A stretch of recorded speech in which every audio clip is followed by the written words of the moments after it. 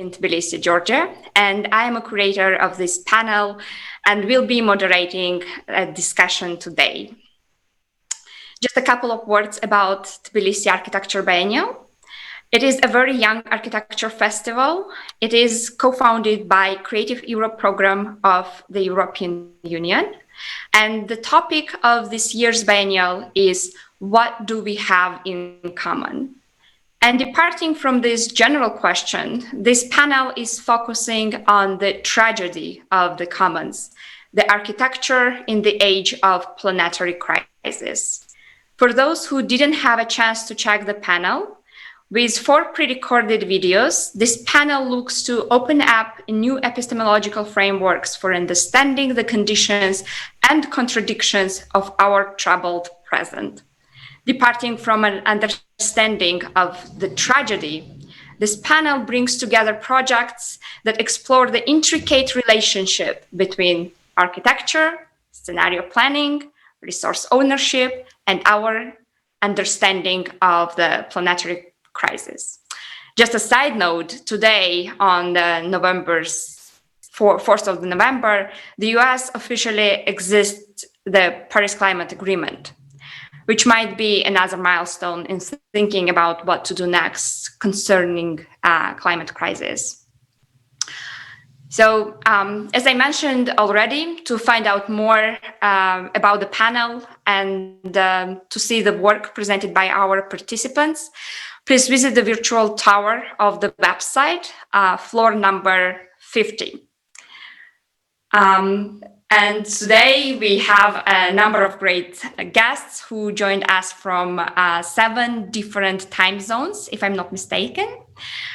It's Ross Adams from the US, Laura Cugusi from Italy, Chiara Di Leone from UK, Anastasia Noga from Russia, Tekla Aslanishvili from Germany and Georgia, Evelina Gambino from UK, Luisa Crossman from Brazil, and Vlad Afanasiev from Ukraine.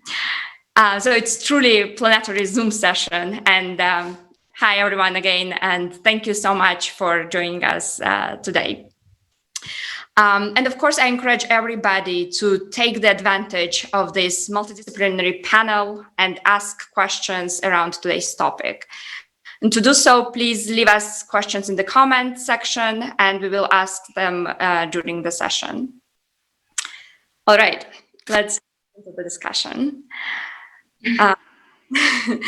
To begin with, I would like to suggest grounding our talk into the realm of architecture.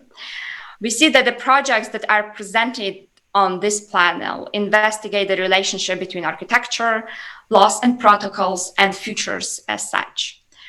All these concepts are kind of transcalary in nature and aim to encompass the entire planet, or at least as I understand it.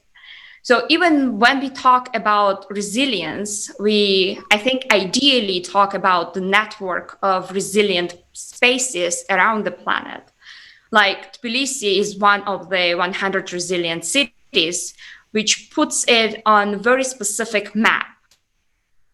So the question is how, or if we, architects and designers, can act on planetary scale.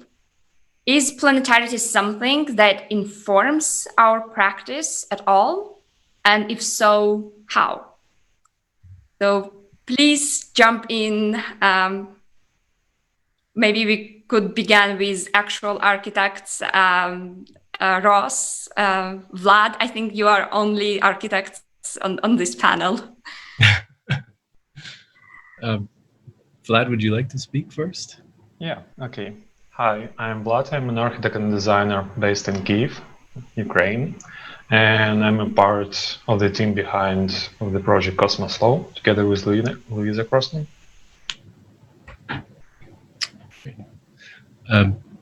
Should we introduce ourselves at this point? Sorry. Yeah.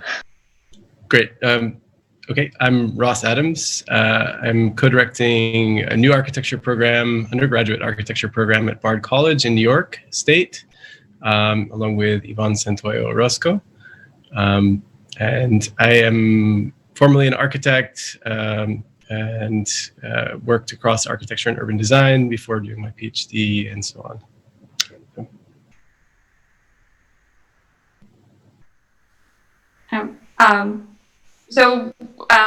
I would just quickly repeat the last part of the question.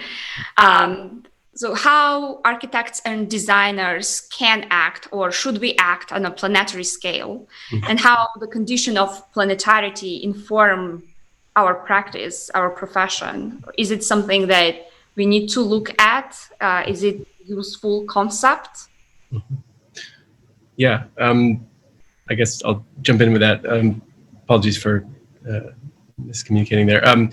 Yeah, I think for me, the question of the planetary and acting at a planetary scale, I think assumes that we understand the planetary to be a scale. And I guess I sort of see the planetary as a different kind of figure that informs more of a kind of way of being, a mode of being.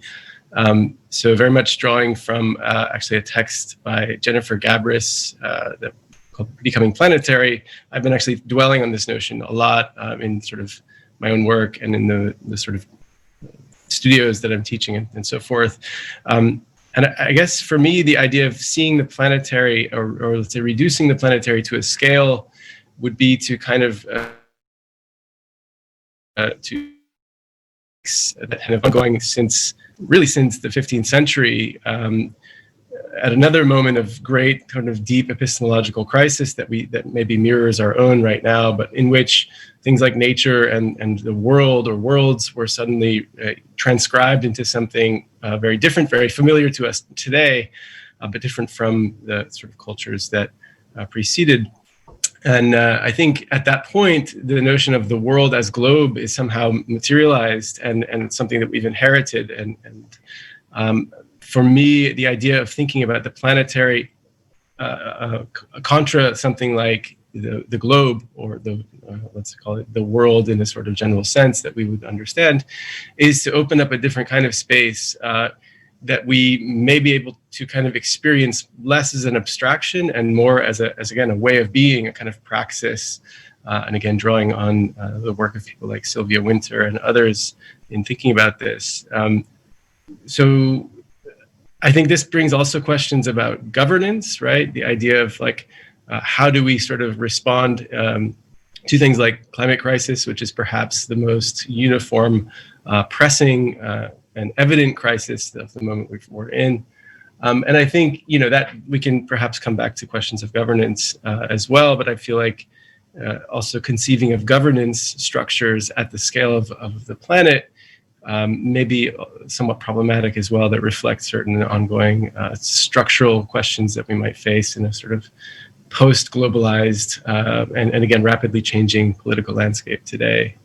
So just to open up the idea of the planetary as something maybe that we can think of as a scale, but also as a way of being, sort of building new kinds of relations within our spaces, within cities, within institutions, and so forth, that also speaks in a sense to at the same time to the planet as it does to the human and the figure of the human.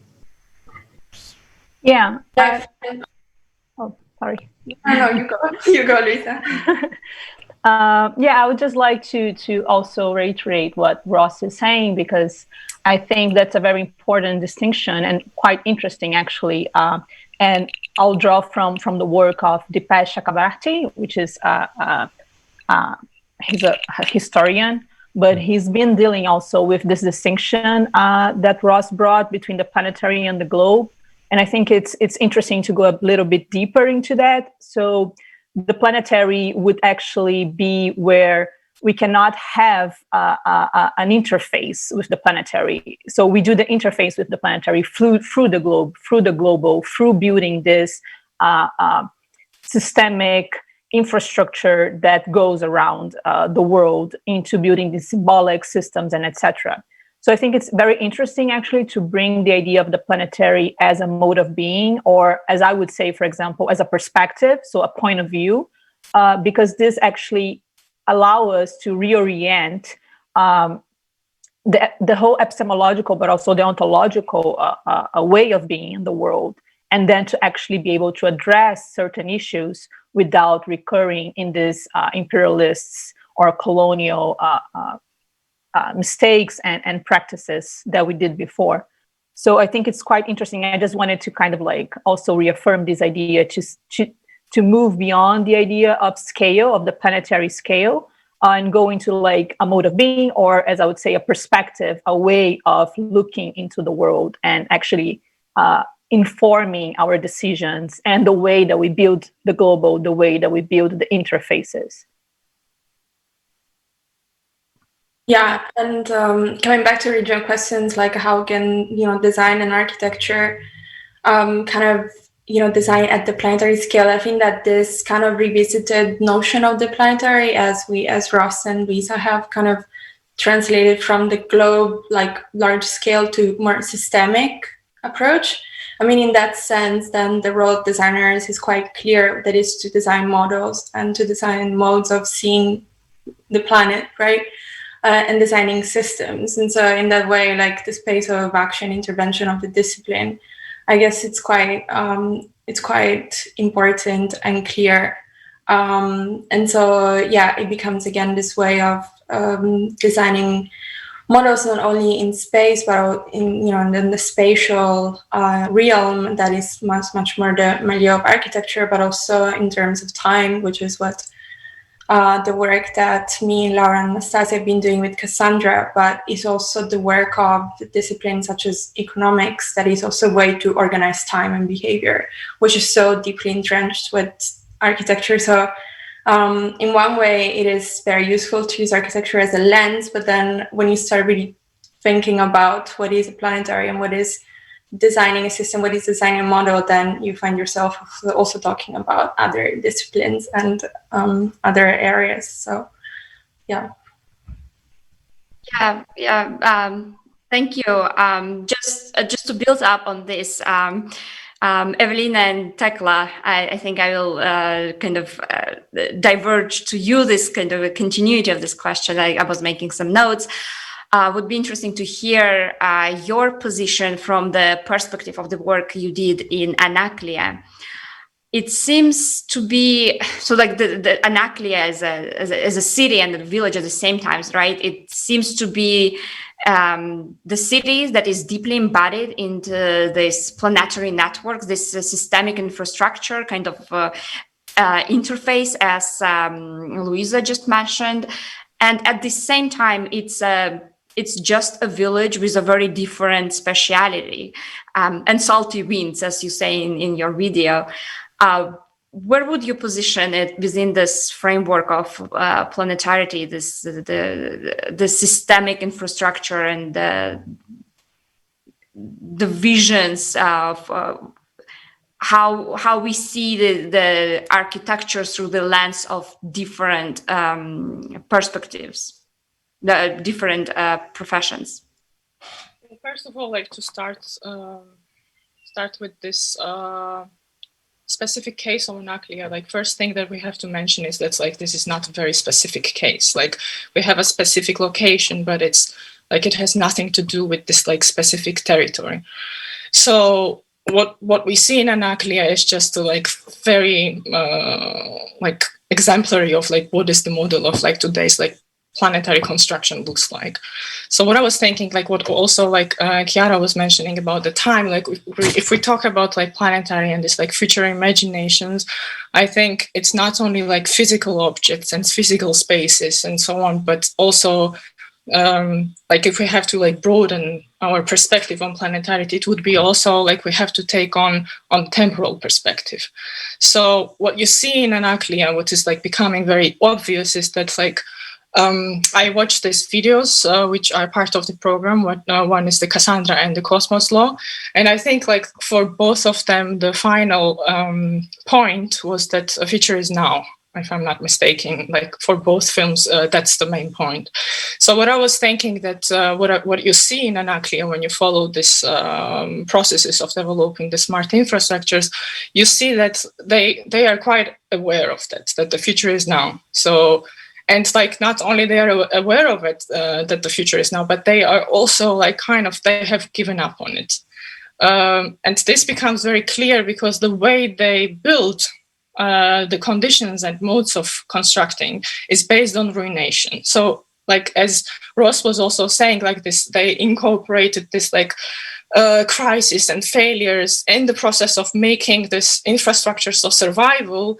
And it means that like they have kind of like not only given up on present but also on the future. Like they know that this like temporality has an end. So what they are looking for, and this is also like me and Elena have been trying to address in the lecture, is that like what they are trying to design is the survival or kind of like methodologies of mutation that would like leak through this end of the future and end of this world. So this is what they are doing.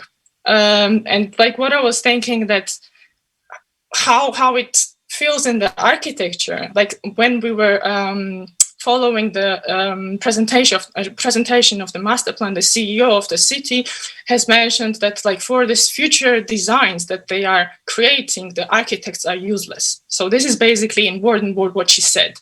She said that the architects, if they don't know the operations, the logistical operations, they will never be able to somehow contribute to these processes. So they are also like not interested in this like physical finite forms or like some kind of like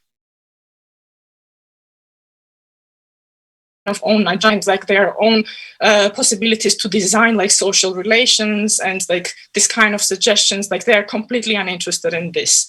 So the question is like how architecture could like reclaim this position of like designing the new social relations, which would be like progressive and like more careful than what we are seeing now. Then like they are kind of like now forced into this direction of designing spaces which have no materiality anymore. So they kind of need to create some kind of methodology and not like physical fixed spaces. So I was just thinking that this is a perspective that is also like interesting for us. Like if the future is now and this future is ending, then we could also like position ourselves as architects in this position of like, which seems a bit like nihilistic. Like we can say like this future is coming to an end, and if we can like look at ourselves from this perspective, then maybe this would also allow us to create like different kind of like if it would give us the space to play around with it. Like if we say, okay, like we are done with it, the future is finished, we could just like maybe instead of this like race for infrastructures or survival, which reproduces the endings, we could create different kind of habitats, which like really looks at people who are already here, the problems which are already there, because like what this kind of developments ignore is that disasters are not forthcoming, but they are here, they have already happened. So this is something like very important to realize, that things have happened and this will bring us to the end. But like, you know, like when somebody tells you that like this is the last day of your life, how would you live with it? Maybe you would do something else than like racing for infrastructures of survival. So this is like what I've been seeing and witnessing in Anaklia, that they produce the endings they seek to overcome. So maybe we can appropriate this method and do something else with it. Absolutely. Yeah. Yes. Always the case. Go ahead. Evelina, please. Can I just finish, like kind of tap in for what Tekla was saying by, so also like, I think if we look at what's happening in Georgia, like it becomes really, really apparent how there is this kind of like constant, on one side, constant kind of like delaying of the future, but also this like utter nihilism in the future. So recently, after like working on Anaklia, I started working on this kind of double transition that is kind of governing Georgia's future. And like, so we can say that it's like the past 30 years in Georgia are like a tale of two transitions, like in many other post-Soviet countries. And the first transition, which has been overly theorized and overly also repeated, is this like, you know, after the Soviet collapse, the international banks, the EBRD, the World Bank, the IMF, and the US as well, they all get together in trying to foster in the post-Soviet state the transition to a democratic market economy. And how do they do that? So there was a question which is very much like Lenin's question. So what is to be done? How do you do this? So what they come out with is like, oh, we're going to do this by investing in privatized debt finance, large-scale infrastructure, and fostering foreign direct investment. And so if we zoom forward 20 years later, like Georgia's ecosystems have been completely depleted due to the privatization of resources. There are two of the largest fossil fuels pipelines that are crossing Georgia, which are actually bounding Georgia's future to the continued depletion of environments. Despite the fact that Georgia is not an oil-producing country, which I think is also interesting, then the city is seeing unseen levels of pollution and inequality has exponentially risen. So by all accounts, this democratic market transition has been a failure. So now it's time for a new transition. And what is the new transition? This is the transition to a sustainable energy, low-carbon economy. And all of the same actors, the international banks, the US and the EU as well, and private investors get together and they're like, how are we going to do this? It's like, okay, well, we're going to do this through debt finance, sustainable infrastructure, and forest direct investment. So it's like this kind of Groundhog Day, you know? So the future is actively tricking us into thinking there is a new strategy, but there actually isn't a new strategy.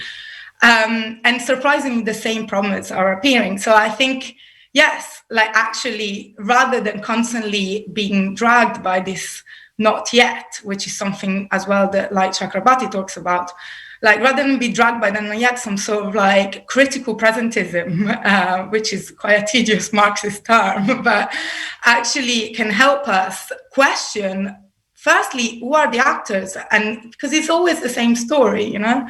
So, yeah. Yeah, I find it also very interesting how across different disciplines there is this kind of a new conception of like the end of the future in a way, and I think it has also been accelerated by the pandemic and but of course by the perspective of this climate apocalypse. So I think it's very interesting how when there is no possibility to envision like a future, then that's where the actual possibilities of like emancipatory possibilities to imagine the present gain space.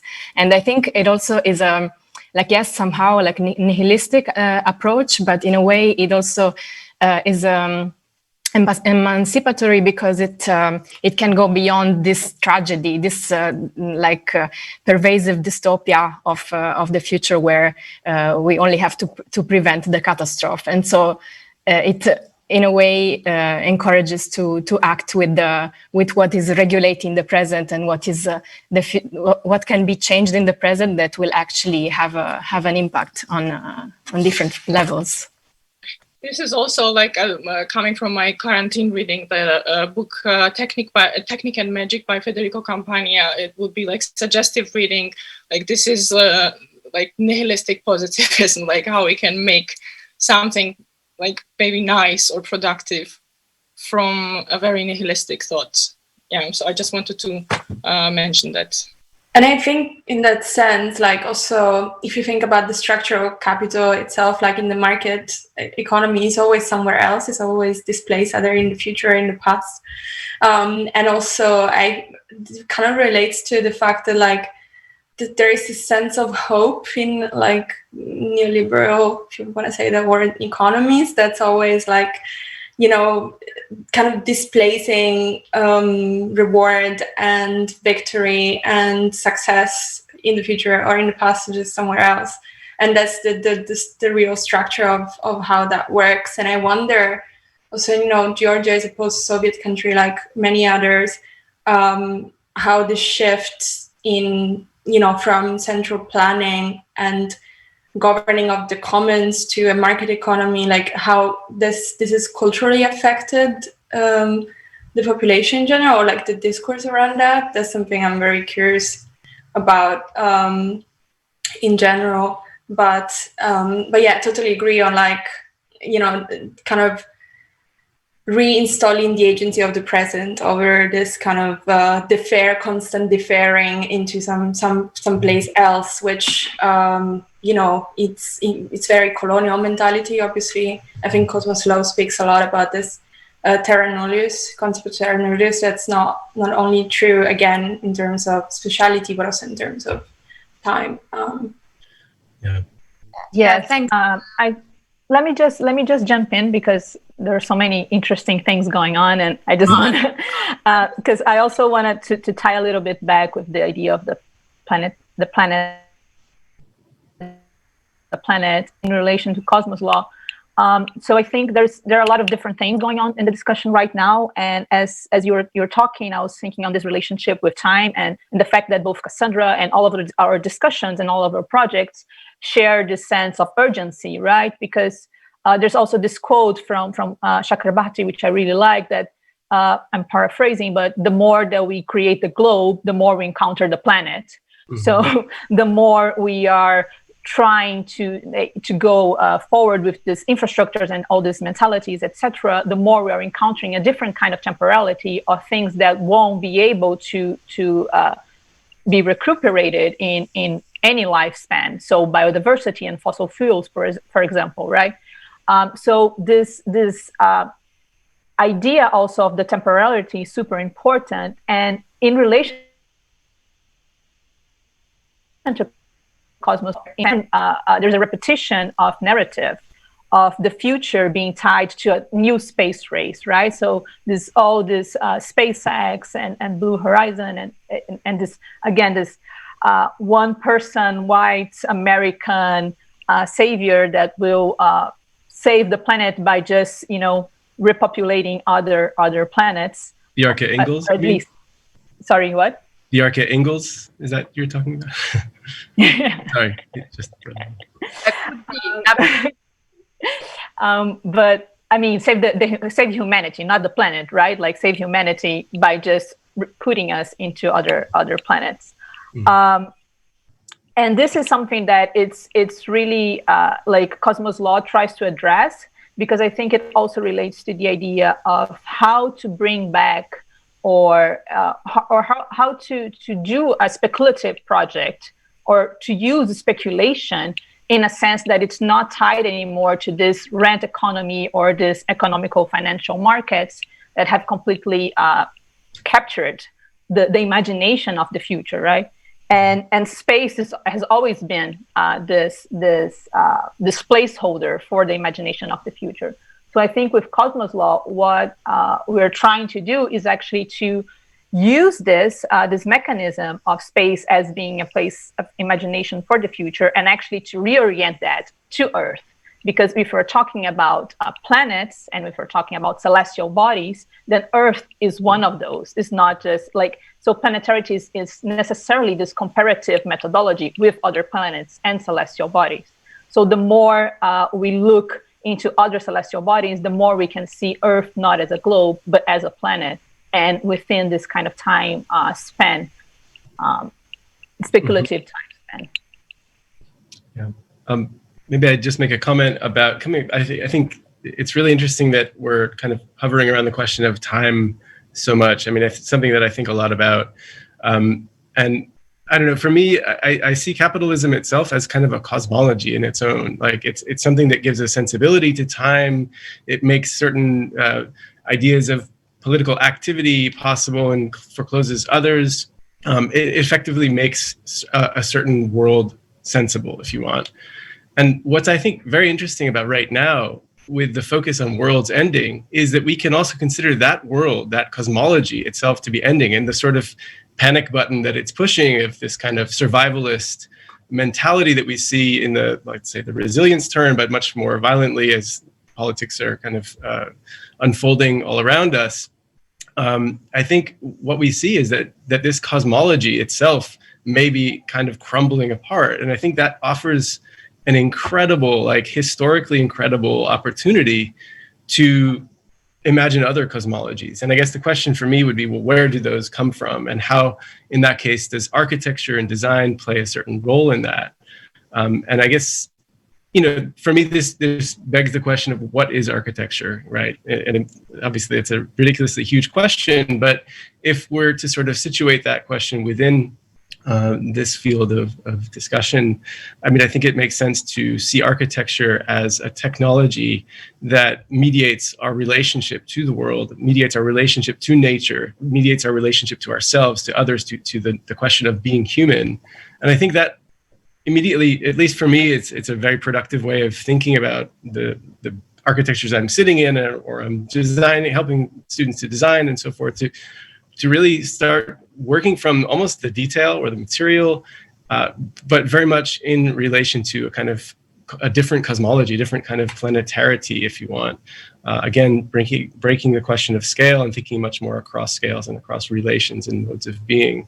But I guess I would just love to hear what you all think about the moment we're in right now as a world ending or worlds ending, and what that offers us for thinking otherwise. If I can add to this, I think I was actually kind of thinking about the answers to that question when Laura was speaking about, how the future is kind of, everyone is talking about the future is ending. And I completely agree, because I kind of come from the architectural preservation. I'm not an architect, but I worked in architectural preservation. And everyone's kind of stopped talking about the past and everyone is talking about the future. So there's this really interesting kind of dichotomy where everyone is saying that the future is ending, and yet everyone is talking about the future, right? So this hyper visibility at the same, it's like, long live the future, right? Like the future is dead, long live the future. And I think it kind of ties with the nihilism, right? That maybe the way to find sort of productive responses to how the future can be shaped and constructed is actually, the way to that point is actually through nihilism, through kind of rejection, through acceptance, or maybe acceptance, that the future is ending. And everyone is kind of thinking through, okay, the future is ending, so how can we kind of see it as up for grabs maybe, or how we can put on the table suggestions to how the new future can be constructed, right? If the world is ending right now, then how we can construct maybe a new world. So that's kind of what my response to you, Ross. Yeah, that's thank you, Nesta, and everyone. I think we have a lot on the table right now. It's just very difficult for me now to kind of pick the kind of the where to go next. But if we talk about, I think, this future ending, like the crisis now, I think what I really liked, this kind of common topic in all videos, is the importance of measurements. Like, how do we know that, okay, now it's a crisis, how we actually portray it in a very specific charts and very specific figures. And Ross talks about this resilience wheel by Arup. The Cosmos Law has this sensing layer, information layer that would allow us to understand the pulse of the planet, and Cassandra is basically about prediction based on the specific measurement systems. And I think it was very interesting in reclaiming Anaklia when we see basically an absence of data when at some point the narration says, when the project ended, we couldn't see any public records on it. Yet there was a very robust calculation, economic calculation, what city should look like. And I think this is also what you mentioned when we were not very interested in the architecture per se, but like there was this data that would say, okay, the new life is in Excel kind of thing. I mean, I'm just trying to put it in a more understandable terms. So I don't know how to frame like the end question of this, but what do you think is the role of this measurement of futures and turning architects sometimes into investigators of the present to kind of unpack what is our present condition. I was listening to Ross' lecture yesterday. I think like you talked quite a lot about the measurement, and we also saw some signs of the kind of like measuring as like illusion of control. We witnessed it also in Anaklia. In Anaklia, the thing is like, as you mentioned, Elena, like things are like very symbolic, like things are happening on a very symbolic, like minimalistic levels, because this project is really in the like embryo phase, like it's developing and like ever failing. But they were like still, because of that, like because of this like symbolic layer, you can see things in this like very simple light. So what they were doing, like what I witnessed, is they're like to provide some kind of like rationale for this development. They were referring to the cultural and mythological histories of Georgia, and one of them was this book, which is called "The Man Was Going Down the Road."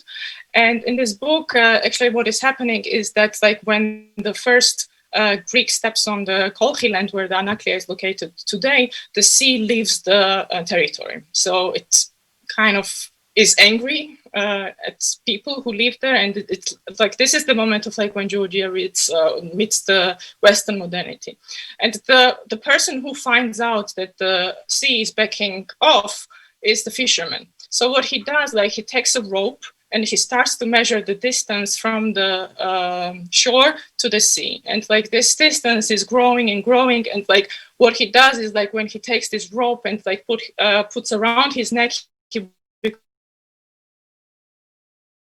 becomes like calm rope. He could control the sea, like he had everything in a grip. And this is the very similar situation where we were working in Anaklia, and like these people were telling us like how they are measuring like weekly the levels of the sea and the turbulence and so on.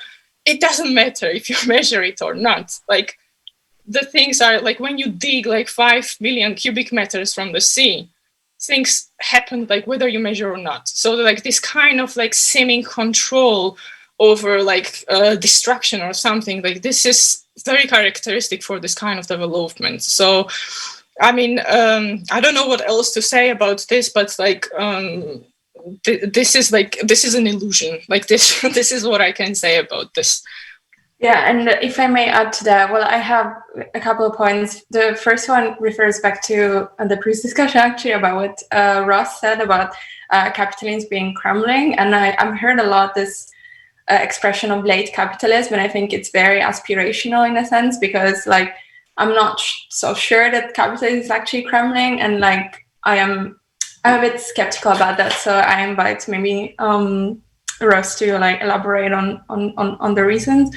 But going back to Elena's questions on the kind of measuring and classifying and categorizing things, and going back to the planetary scale, I think that a lot of problems that we are facing are much bigger than human cognition can grasp. And so, for example, the problem of climate change has huge representational challenges, because how can you represent and narrate something that spans across millions and millions of years, and it's so big? And so with Cassandra, we talked a lot about this intrinsic moralizing character of narratives and storytelling, and the fact that right now the ways that we tell stories are mostly through graphs that seem to be some kind of like science-backed truth. It's like the language of techniques, right, and technology, and something that it's considered to be kind of objective. But those are also stories, are also very specific narratives. And when it comes to, for example, IPCC pathways, you have this, the green road, the good road, the bad road, the highway, and it's always this, and they're just graphs, so it is just to say that basically there are representational challenges that are addressed in this very reductive metrics, by these very reductive metrics, and they manifest themselves at different scales. Like Tekla said, in Georgian, urban planning might take one shape, at the level of climate change might take another.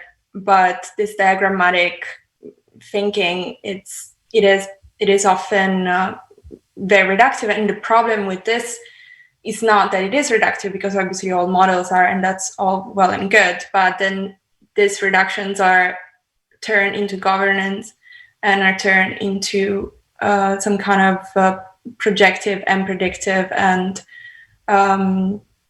deterministic approaches to the future and to governing a certain situation.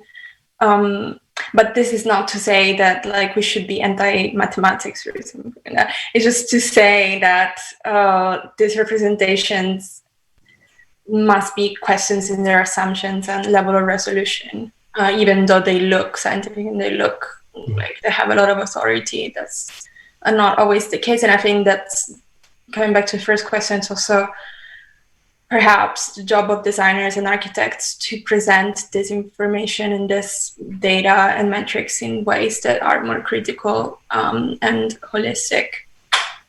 It's about reading into the fine print, right? It's kind of like, and we had this conversation in China with Cassandra, in relation to climate change governance, specifically the IPCC recently released like a kind of like, I think they tweeted it, it was like very brief, but they basically released a map of how COVID affected data collection over the globe, right, over the planet. And most of the countries that were affected were actually sort of in Africa and Latin America. I think North Africa was more or less fine, but everything else not.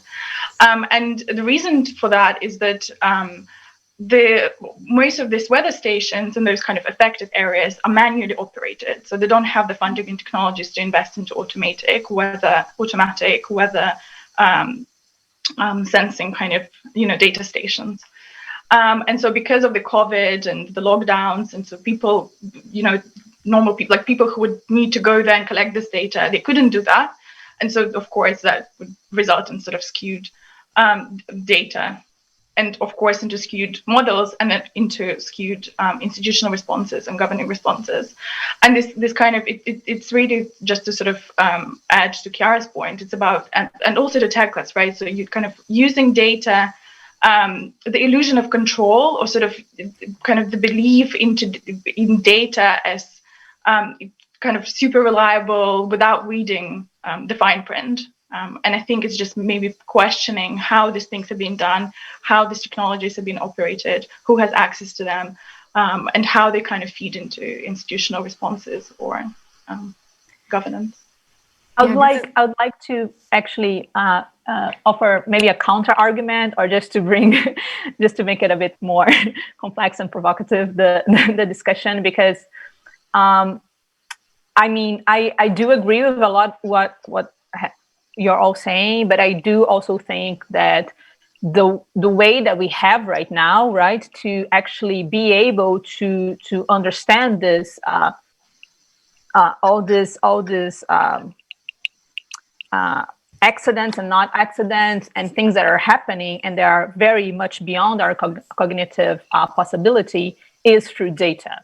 But I do agree that there is this fine print situation that it's needed to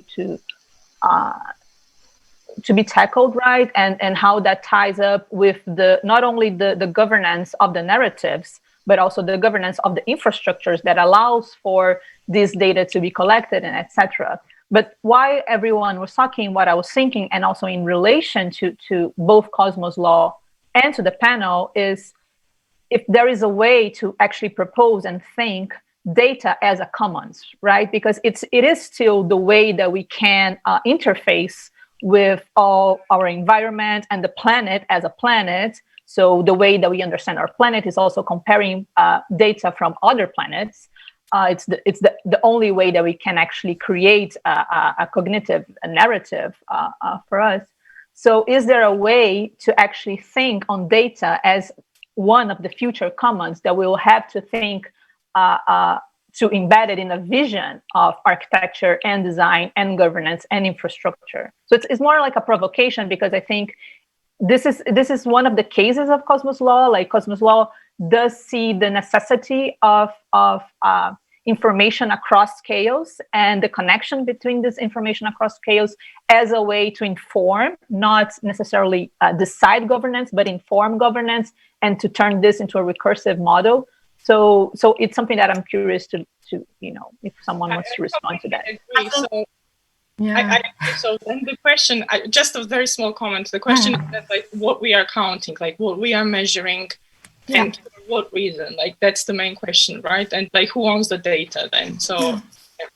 I wanted to say exactly like the same thing. Like, also we've been thinking a lot when in our research for Cassandra, and also in relation to Cosmos Law, about the remote sensing technologies and the fact that this also brings questions about ownership and about sovereignty and about who owns these technologies, who develops them, and for what purposes. And so the data that we're talking about, that it's like desirable that it becomes commons, it also depends on how these technologies are developed, and how the commons are defined also depends on what is being indexed and what is being sensed and what kind of images are collected and who analyzes these images. So it's like a chain of agency that comes also from these questions of data and commons and ownership. Yeah, okay, quickly just comment on this, on Luisa's proposal of seeing data as commons. I would strongly disagree, because this is one of the reasons why the framework of the commons really doesn't work, because often these things are not commons. Like, data nowadays are not everybody's. They're basically companies that own this data and own the technologies to gather this data, that they process, they design the models, they repackage them, this information, sell it back, whatever. It's not to say it's the tragedy of the common to say, oh, see, people only think for themselves, that's why everything is bad, because humans are bad, and that's human nature, and everybody is just this profit optimizing, self-interested agent. And no, I mean, just to clarify, I don't mean data as commons as like everyone should own data or own their data, etc. I actually mean commons as more or less Elena was proposing the panel, as commoning, as building a shared vision. Yes. So as a way to build a shared vision, I propose more in that sense. Not sure if that changes your strong disagreement. I think about ownership of the data, because I also agree that wouldn't work or make sense. But is there a way to use data as a way of commoning? I'm not even sure as well. It's more like a provocation, right? I will jump in here. I think we have one last round of the discussion of the question, the comments. Before we say goodbye, I think this is a great point that I'm very happy that this is kind of the last thing that we arrived at, the question of commons, because I see that in architecture, usually when we talk about commons, it's like, oh, public spaces.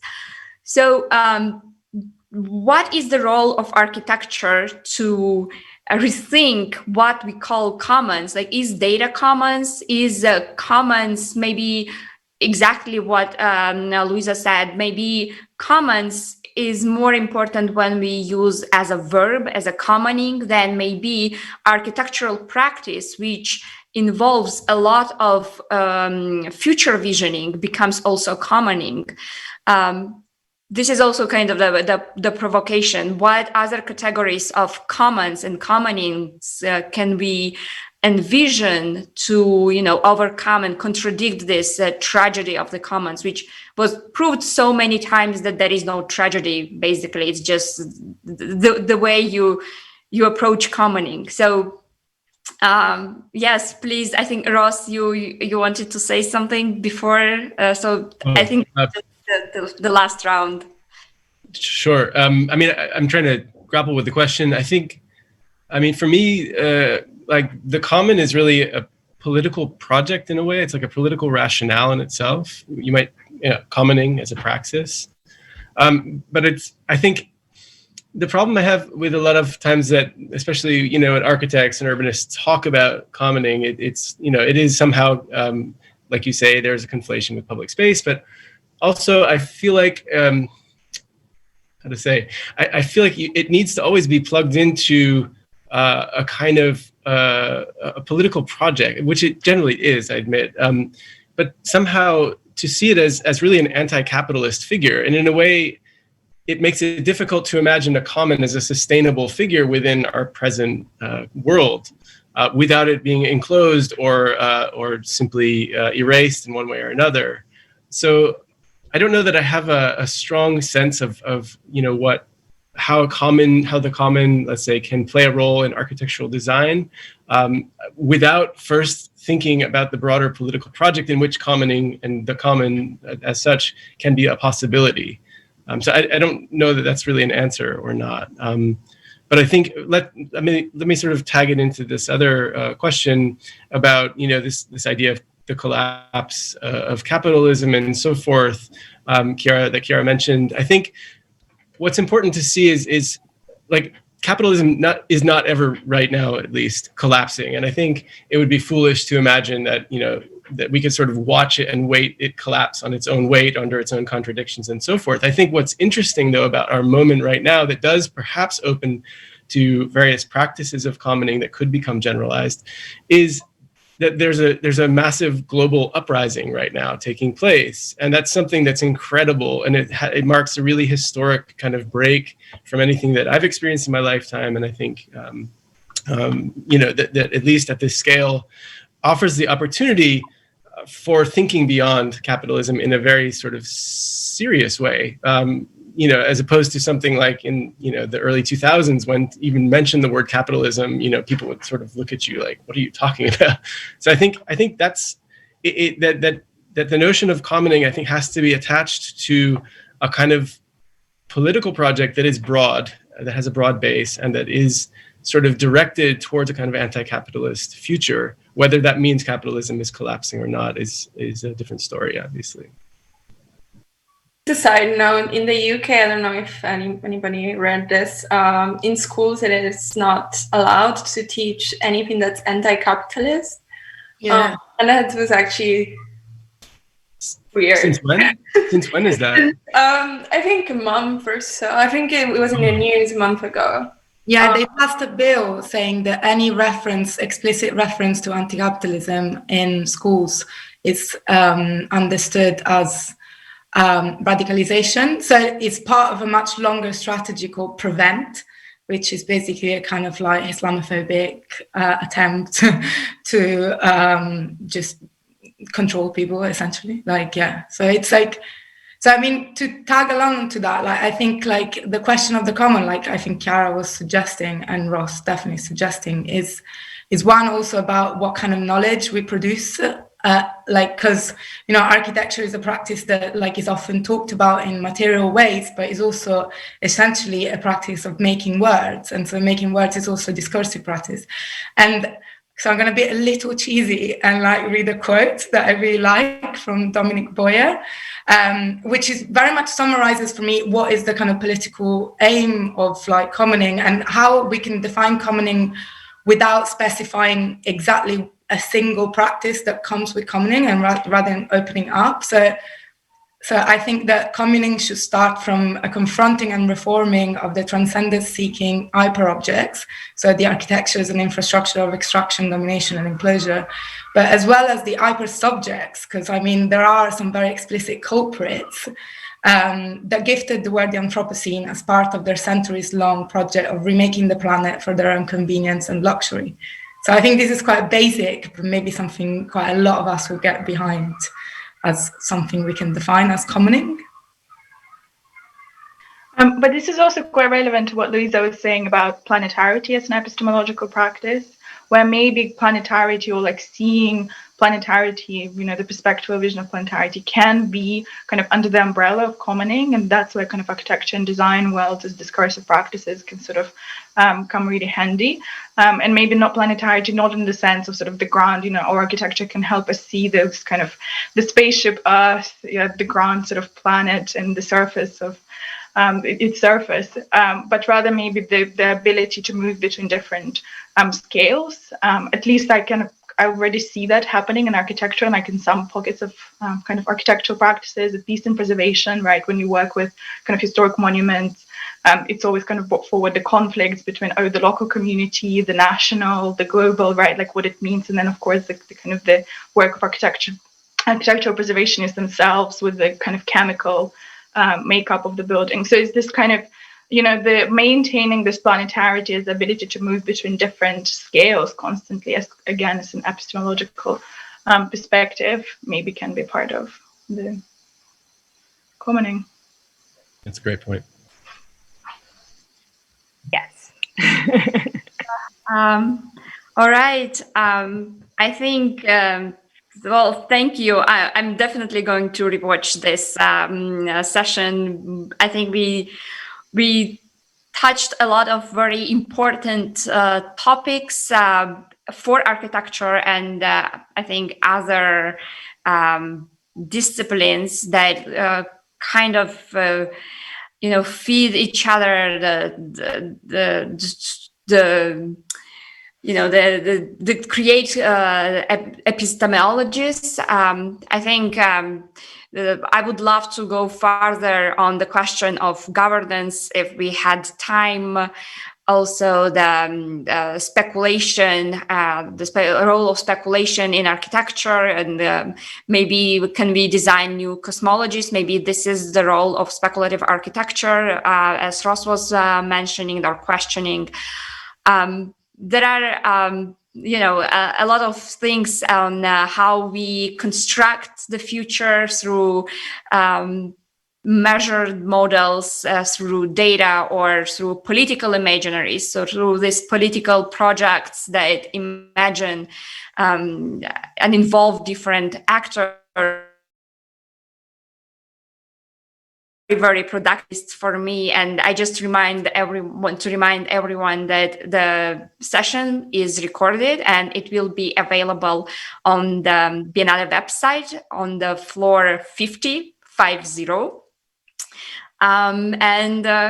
think we can wrap up here, and I really hope you enjoyed it. I think for me, it was very, very interesting, and thank you all for being here this rainy November evening. At least in Tbilisi, it's a bit rainy. So thanks. Thank you very much. Thank you. Thank you, Elena. Thank you, everyone. Thank you, everyone. That was really productive. Thank you so much, everyone. Thank you.